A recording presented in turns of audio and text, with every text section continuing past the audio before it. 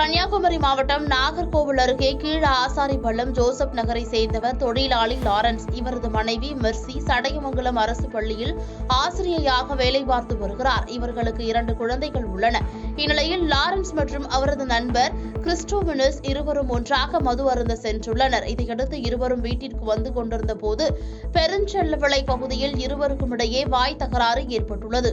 இதில் ஆத்திரமடைந்த கிறிஸ்டோவினஸ் தான் மறைத்து வைத்திருந்த கத்தியால் லாரன்ஸை சரமாரியாக குத்தியுள்ளார். உயிருக்கு போராடி கொண்டிருந்த லாரன்ஸை பார்த்த அப்பகுதி மக்கள் அவரை வீட்டு சிகிச்சைக்காக ஆசாரிப்பள்ளம் அரசு மருத்துவமனையில் அனுமதித்தனர்.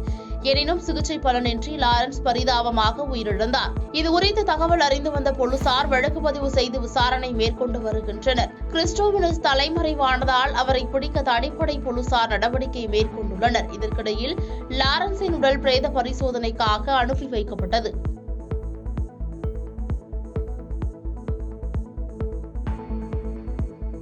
பாதகம் செய்பவரை கண்டால் நாம் பயங்கொள்ளலாகாது பாப்பா.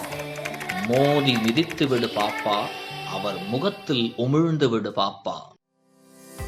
அண்மை செய்திகளை உடனுக்குடன் தெரிந்து கொள்ள இணைந்திருங்கள் இயம்நாடு தொலைக்காட்சியுடன்.